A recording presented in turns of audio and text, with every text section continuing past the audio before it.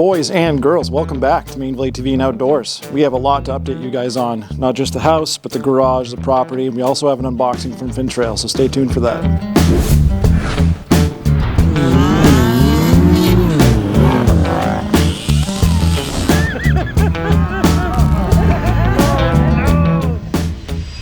So first things first, it has been a while. I know the videos are sporadic, but we have been absolutely insane trying to get all of this stuff done before winter hits, and we definitely succeeded. There's still some things that we want to do, but some of it can wait for next year, and some things that we wanted to do next year we actually got done sooner. We should definitely be putting out more content, and I would love to, and I have been trying to get things in order, but between moving across the country, doing everything we need to do here at the house, plus work, because of course I do work, so does Cass. So we had a big project with Tourism Ontario, for example, in Ottawa Valley and all that stuff. So you guys have seen that video. If you haven't, it's on the channel. It's the video previous to this one. So we have just been non-stop and we're finally recovering. We also took some time for Remembrance Day and things like that because it's important to us. We're all relaxed. We're ready to go. And I think this is kind of the first video on the upward trajectory. The only difficulty is it's the change of seasons. So between, right now being the end of ATV, UTV season and now we're going into sleds, it's kind of an awkward transition where it's not the best time of the year to ride. So we might focus on some other things, but I will try and get out to ride. No one likes crashing through ice and stuff like that. It's no fun. Definitely will get out for some adventures. In this video, we're going to start with the garage and show you some of the stuff that's going on there. We obviously made some changes to the property as well. I got some great drone shots of everything that we did, and that'll kind of give you a good layout of the land and what's going on. And then we're going to move on to actually going into the back of the property, because other than where we are right now, there's 9 more acres backwards. So we're going to go back there. And then we're going to come back and I'm going to show you guys what Finntrail sent us. They sent us a big box of gear and we're going to do an unboxing on that. So let's get to it. So because I said I would, we're going to start with the garage. The first thing you're going to notice, new garage doors. Now this was done by a local company, not sponsored in any way, but this was Ram doors. And the reason why that's important is going to matter in a second. But I'm going to open it up here. Obviously, that's very different from the dilapidated, barely holding on doors that were extremely sketchy. Don't mind the mess, we're still not done in here. I'll turn on a light to make it a little bit easier on you guys. Okay, so here we have something that I am incredibly excited about, and I want to shout out Ram Doors because one of the guys from Ram Doors, and I'm not going to mention his name in case, because I never asked, he might want to keep it private, but he's an ATV enthusiast and watches the channel. He actually came out and did the installation, and it was really cool, especially because one thing that I screwed up is you'll see some boards up there. I didn't have those originally, and the drywall was finished. And he actually messaged me because he was watching our videos and said, you actually need to put 2x6 all the way up so that we can obviously mount all of this. And somehow that just passed my brain. So we hurried up and got that done just before that they came in to do the installation. So otherwise, I'm sure they would have been able to accommodate me because they said they actually keep some wood in their vans for that exact purpose. But big save from Ram Doors and this specific individual for reaching out because they watch our videos. I think it's so cool that that guy reached out and was like, hey, just so you know, this is what we need when we get there, because it really saved my butt. So you know who you are. I know you're watching. Thank you so much. They did some of the best work I have ever seen. What I love about this is these are high clearance, right? So they get as close to the ceiling as you can possibly get. What I didn't accommodate for is lighting. You'll notice above there is a new light that wasn't in the last video. So originally I had a light right there, and we actually used that and created a junction box to put 2 lights where the doors are. Now watch this. I'm gonna hit that. You see how freaking close that is? Oh my God. It's so close. When they were installing the doors, they weren't sure. They're like, we measured it. It's gonna be like by the millimeter and how close that light is to the door. So it makes me really happy that they managed to do this because it keeps it as close to the ceiling as possible. Because if I jack up this huge side-by-side, and if I wanna do some work with the original setup, I would have actually hit the rails on a traditional door setup. So this allows me to actually do the work that I need to do with as much room as possible in a smaller shop. I got that LED up there. thanks to the incredible electrician that I hired.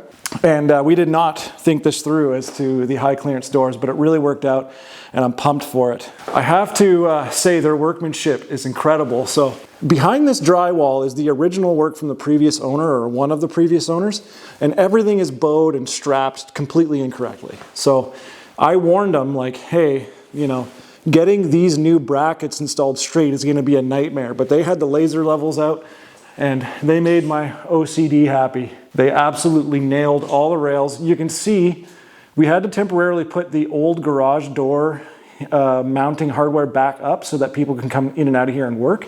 So you're gonna see all of my failed attempts at trying to find that strapping that's behind the drywall.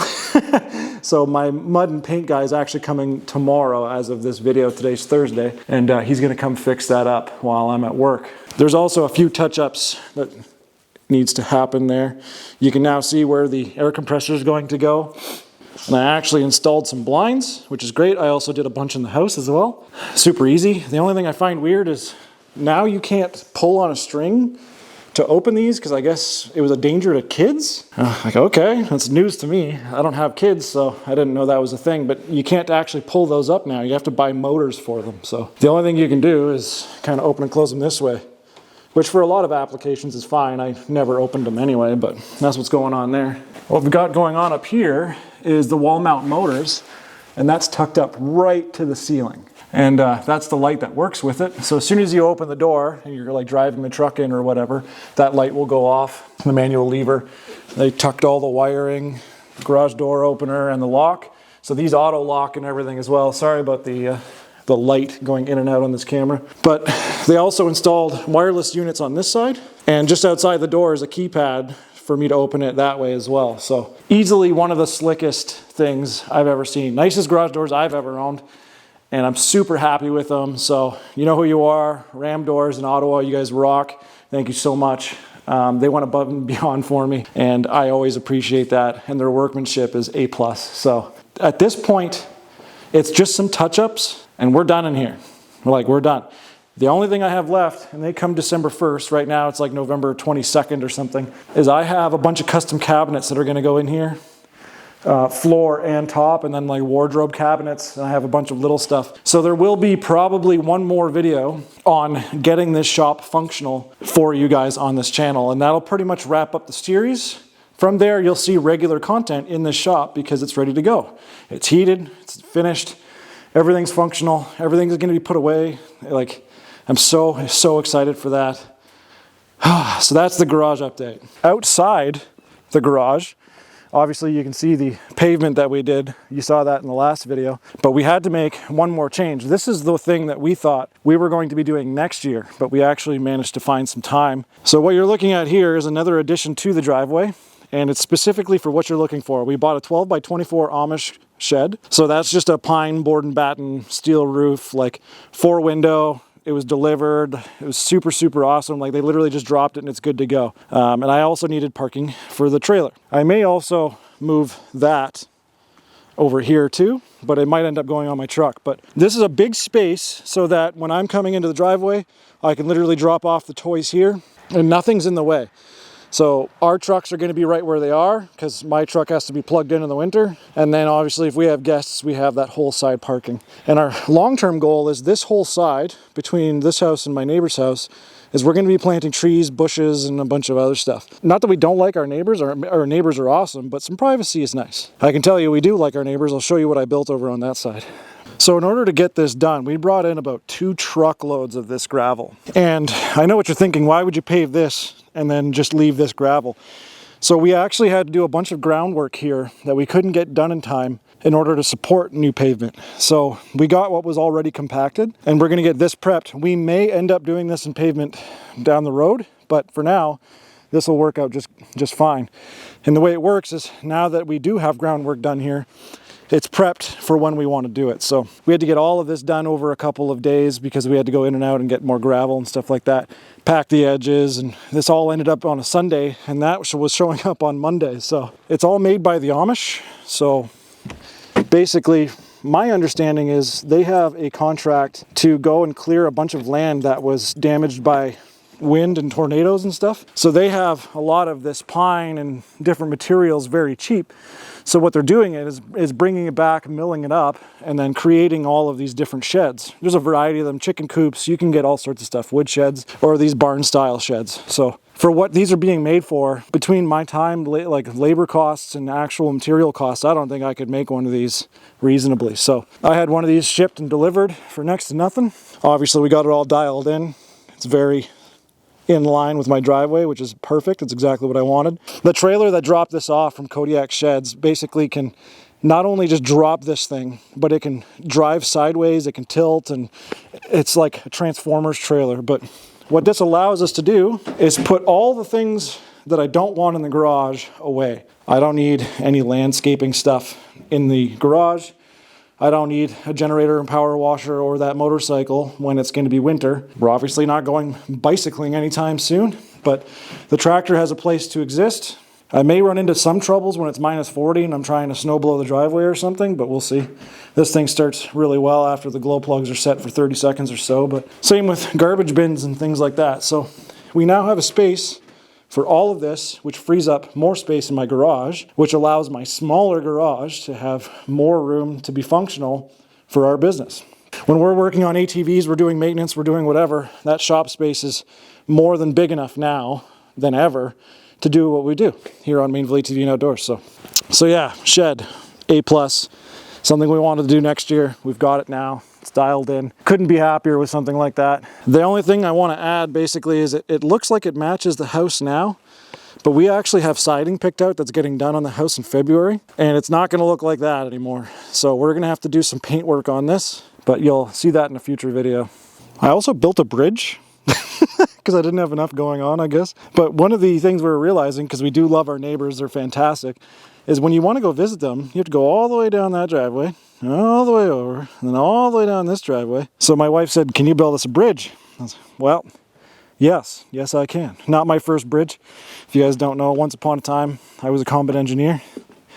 I built a couple bridges. I've also done a lot of ATV trail work and stuff like that. Built some bridges for communities, that kind of thing. So yeah, built a 20-foot, footbridge. It's 4 feet wide. Might have to do a railing in the future. Maybe add a light out here, but it allows us to go from one fire pit to another and go have some apple juice. I also had some gravel put here, which I'm not really sure how I feel about, but it was a necessity to kind of level out from the new driveway. So we have some gravel walkway coming up to here. That's what I was there before. We just added more. We're thinking about taking some stone like that and just kind of making it around here. But we have to put topsoil all the way down the driveway to meet up with the new pavement. So we have a lot of work to do in the spring. Cass has been pretty hard on the decorations everywhere. We're actually putting up a Christmas tree for once. Normally we just kind of go do a friends miss with someone or visit family, but I don't know, this house is different. It kind of feels like a forever home. If you're military or move around a lot, you know what forever home feels like. Have a bunch of wood here. So this is how we're going to heat the house, not as a main source of heat, but not only do we like having fires, just aesthetically, and we like the smell and everything like that, we will use this January, February, basically to take a bite out of the propane bill. Works a little bit better than a heat pump, if you ask me. If you know, you know. As well as we have a bunch of wood down there. That was already here when we moved here. I plan on building a wood shed there at some point, and I'm thinking about doing a sauna next to it, because the sauna, hot tub, wood fire pit, I mean, that could be pretty nice, But for now, I basically just reinforced that, and all of the wood that I didn't like, basically all the junk softwood and stuff like that, I put back there and piled it up, covered it up, and we'll call it a day. We'll just use that for fire pit wood and that kind of thing. Okay, so I know I've been rambling, but next up, we're gonna go check out some property. I took a bunch of drone stuff, so I'm gonna make sure to show you guys some drone of the entire property. Basically, the way it works out is this front part is about 1.3 acres of cleared land. That's from the road to here.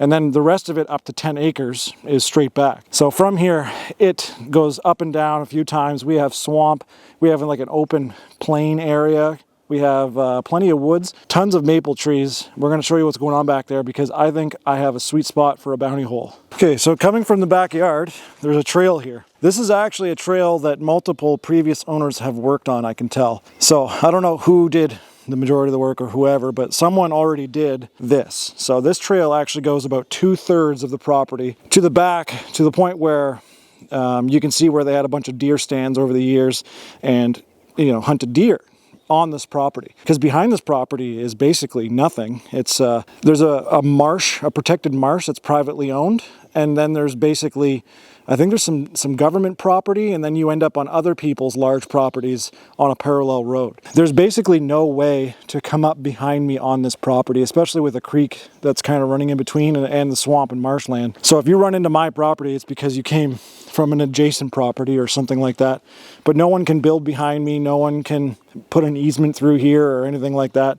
This property is locked in. It's completely ours, which is one of the big reasons why we wanted this. To find property like this in Ottawa is unheard of, especially for the price we paid. That being said, the reason why we got this place cheaper was because we have to do a lot of work to it. So anyway, I'll show you what's going on here now.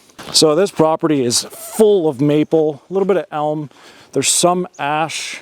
You'll find some pine in little sections and stuff like that, but I would say the majority in here is maple. There's tons of maple trees. Normally this is all covered in like vines, and I wish I could have taken you guys back here during the summer, but we were just wildly too busy. This trail that I'm walking on is completely worked. Like, they actually put some gravel down and stuff like that. And you'll see up ahead that we actually have culverts, which is pretty cool. Everything that I'm walking on right now is mostly on the right side of my property, and all of the properties like this way for the most part. But you'll notice it's quite wet back here. This was actually dry like 3 weeks ago, and we're getting a lot of the water back. Between my neighbor where I put that bridge and myself, all the water comes down our street, and half of it actually flows back here. We have a waterfall in that corner apparently in the spring. Then all of this swamp fills up with water. I was called weird because I'm super excited about having a water-filled swamp, because I want to do a bounty hole right up here. Here's another example of a culvert to keep water moving back here. So some of the previous owners obviously knew they had to manage some of this water if they're going to do a trail. So most of these trees are tappable as well. I may do some maple syrup, some Mainville maple syrup. That'd be cool. So we're probably about 3 acres into the back of my property at this point, and this is my bounty hole. So right here, this is like endless swamp. I walked in here at one point, and you're going to fall down pretty far. So I'm thinking that anybody that comes over here with a mud machine has to hit my bounty hole, and I'll have a board tracking some points on who made it through, who made it the farthest. We'll churn it up, get it all nasty, and yeah, I think this is going to be sick right here. So I just want to make like some sort of launch, and then you have to like go all the way down, and the other side is all dry. So you make it across, you're good to go. But I have a feeling this is going to be gnarly. My own private test hole. So if I do a bunch of modifications or something, I can come here and rip it up. And then continuing up, we kind of leave the swamp, the Mainville swamp, and there's more trail that goes back, and we actually end up in an open area. I'll show you here in a sec. Kind of just keeps going on forever and ever. But this is where you start to see some pine and birch and different things like that. I even have a couple oak trees. The deer love the oak trees for the acorns, so I probably have anywhere from like 10 to 30 deer come through here a day. Not lately because it's hunting season, so they tend to get a little spooked, but they'll show up at night. It's quite big. It's an open spot, but the way it works is all three of us own a chunk of it, but you can see where people were, you know, planting crop for deer. I'm not sure if that was a fox, a coyote. What was that? I might want to make my visit short, but different hunting blinds were set up back here over the years. There's even some still up in trees, but they've grown into the tree, so I couldn't remove them. But you can see, you know, people have developed a trail system. There was trail cams and hunting blinds and stuff all set up back here. You know, we got all of that out of here. I was thinking about putting like a guest cabin back here or something, which would be really cool. So at this point, this is where the trail ends as far as I know, because the back of this property is very dense. It doesn't look like it right now, obviously, because it's winter, but back here, it kind of drops off a small little, you know, 30-foot drop here. And from here all the way to a creek is basically the last chunk of my property. So I own another I think a little over 3 acres. I think I measured out to being like 3.1 acres or something from this point where I'm standing. I own forest that just looks like that. Fun fact, there's also 3 cars back here from like, I want to say the late 70s, maybe to the mid 80s, like Chryslers and stuff. And they're just kind of dumped back here.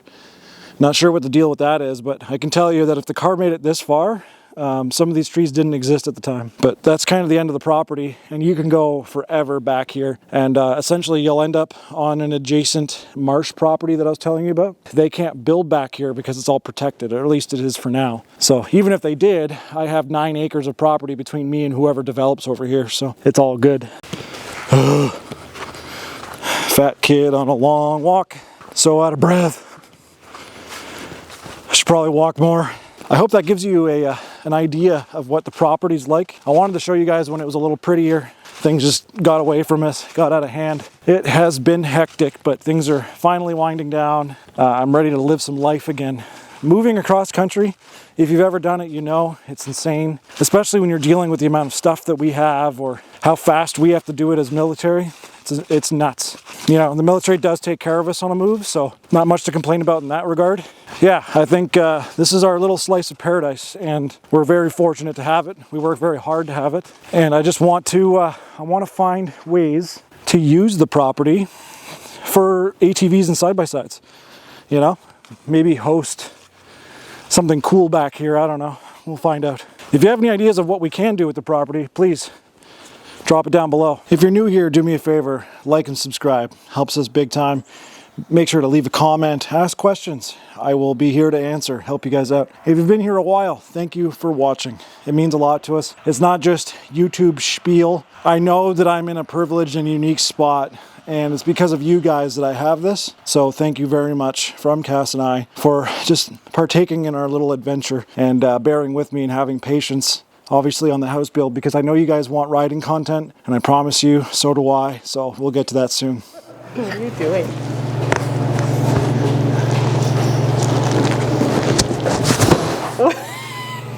Why did you just bring it around me? No, when I edit, I'll cut it so it looks like Hi. our Finntrail gear. So you're probably wondering, why are you getting more Finntrail gear?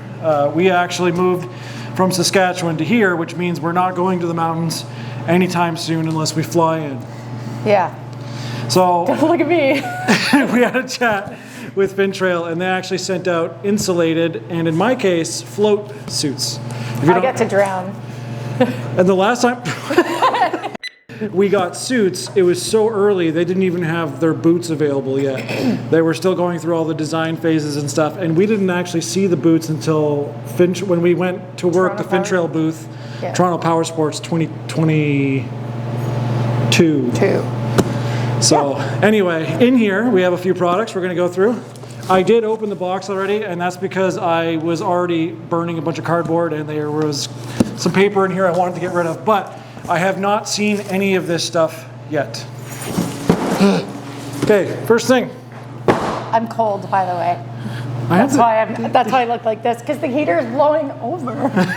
Okay, what do we got first? I think we got your boots first. For full transparency, Finntrail did send all of this for free, but they did not pay us, and they did not tell us to say anything specific. They have just been long supporters of us, and we support them because their product is good. That is literally the relationship. This is actually only my second time seeing the boot. Last time we literally only had one boot. It was a prototype, but it wasn't even a pair yet. Or there was one boot there, and there was a boot in the States from the pair or somewhere else. Something like that. So we have their boots here. Oh my God, they're huge. They are physically large. They're a solid type of boot. This is for, like, you know, you're really snowmobiling kind of setup. Okay, you know what? What? Trust the sizing chart. Trust the sizing chart? Yeah. So how do they fit? Good. Good? Yeah, very good. Oh God, I was panicking. I don't know, you're good. I'm like, we followed their chart to a T, and obviously that's it worked. what I'm saying. Follow the chart. Follow the chart. Don't doubt yourself, because if I had an 8, it would be too small. Judging by that box, that means this box is my boot. Oh my God. Those look so cool. So I got there's 3 colors, I believe. Cass got the obvious color. Because I'm a girl. And I'm a boy, so guess what? I got black. Okay. Trust the chart. And I think the big idea with these is you can pull the liner out. So you can fully pull the liner out, and when you're in the warm-up shack, hang them up, dry them, the whole bit, and you'll be good to go. For specific product details, what we'll do is we'll leave the description, in the description we'll leave a link, and you guys can go check that out. I'll also leave my affiliate link, so if you want to go check that out, go check that out. Okay, so looks like your suit is first. Ladies. Unless Finntrail sent me a pink suit. Which, I mean, hey. I mean, right on. Let's do it. It would clash with my sled pretty hard. I like the white contrast. So this is the Rochelle, and it's the -30 insulated suit. So just like any other Finntrail suit, they have suspenders on the inside, so it's a one piece, so you can let go of the suit but still have it on and walk around. It smells brand new. There's pockets everywhere. It's all reinforced where you ride, because that's the big thing, is these suits aren't just snow suits to go out and do snow things. They're designed for riders to ride. Some of the best looking suits there is. Oh yeah. It's like a hug. So for you ladies out there, the female ones actually have a zipper for you to go pee. The one thing I do agree, this is something that Drake said in the past, is I wish the hoods were removable if you wanted to. I'm a hood guy, so it doesn't matter to me, but I like the idea of being able to remove the hood. You got gloves, it looks like? Woo! What do we got? Oh yeah, these are the gloves that we loved these gloves last time. I actually wore my gloves out, so I'm glad they sent another one. Okay, so I also got gloves. Which is great, so you don't have to worry about them drying. What is that? I don't know what this is. Ooh, it's a fleece tube. Insulated. For your neck, I'm assuming? All I had was the summer ones. This doesn't say what it is, but I mean, it seems self-explanatory. Yeah, okay. And you're probably wondering, Kyle, don't you already have a red suit? And to that I say, yes, I absolutely do. But like I was saying, we're not going to the mountains here, so a lot of riding here is A, colder, and B, you're going to be a lot of lakes, a lot of rivers, creeks, that kind of thing. So this is their float suit. It is to help you be buoyant in water. This is way more heavy duty. My non-insulated ones, like, it feels like you're barely wearing anything at all. Yeah, the wind never stood a chance. This is where it's at right here.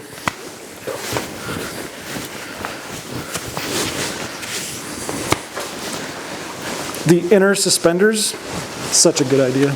I run really warm, so having the mountain suit in some scenarios wasn't bad, but Finntrail also has a lot of under layers, so next to skin and then a fleece middle layer. So you can turn your already existing mountain suit into a fully like -30 and below suit if you wanted. And with the addition of these boots, I mean, we're fully kitted out now. You feel like a Power Ranger in this thing. Looking good. But we'll show you some of this stuff. Again, there's going to be links in the description, and we will show you all of this stuff kind of individually as pieces. This is the float, like I was saying. It's insulated, so it's already prepared for -30. This is, it's almost identical exterior-wise, like shell-wise to my other suit. My other one is literally for the mountains, so I think it's rated for -20. But it has a lot of room for those underlayers that I was talking about. This one, you put an underlayer on and you slap this on, you're gonna do really well. Like, I am dying in here right now because it's only like... I'm comfy. Cass is happy, she loves being warm. Because it's like probably +10 in here. The boots, first impressions, you are not going to get a hurt ankle in these bad boys. And they're very fuzzy and warm and comfortable. They're a lot of work to put on, but any boot of that type is going to be. Standard features on this stuff, like I was saying, you're going to see a bunch of hard extra materials on the outside of this thing. They reinforce everywhere that they know is going to be a problem area and where you ride. They left some extra knee space. Like, these suits are designed for riders to ride. This isn't a suit you put on to build a snowman. You can if you want to, but it's not what it was intended for. Finntrail is known for making incredible products like their waders, and they're taking all the things that they learned from their waders and now bringing it to their snowsuits. So that's the idea here. I feel better, safer, warmer, and more prepared having this here in Ontario, and that's why I chose this specific suit. Yeah, things to kind of remember. The girls' ones have butt flap openings so you can go pee, which is great. They have suspenders on the inside, so if you want to go into a warm-up shack and get rid of this thing, you can just kind of drop it. All sorts of flaps and holes and things like that. They have a spot for your radio to mount. The hood, like I'm hoping for a zippered hood in the future, but the hood is nice and large. It has a beak reinforcement on it, so when you are wearing it, it doesn't just drape over your eyeballs. There's a drop pocket, there's a zipper pocket.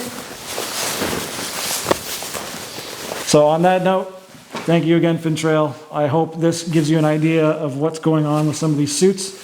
The only negative, and I have to state this, the only negative I ever had for Finntrail was it was a huge pain in the butt to get them into North America, specifically Canada. We would get taxed like 2-3 times on the way in, and it would just be a nightmare, and it would get held up at borders and all sorts of stuff. They solved all of that, and I can tell because when I was talking to Finntrail about getting this, they have a new warehouse right here in Canada, in Toronto specifically somewhere, and they had it to our door in less than 48 hours of talking to them. So they didn't even have time to go downstairs and be like, tell someone to pack a bag and send it to us. It took no time to get here. And even other people have been commenting like 2 to 3 days max consistently on our stuff, so yeah. So I guess I have nothing left to say about Finntrail. That's the microphone. Goodbye.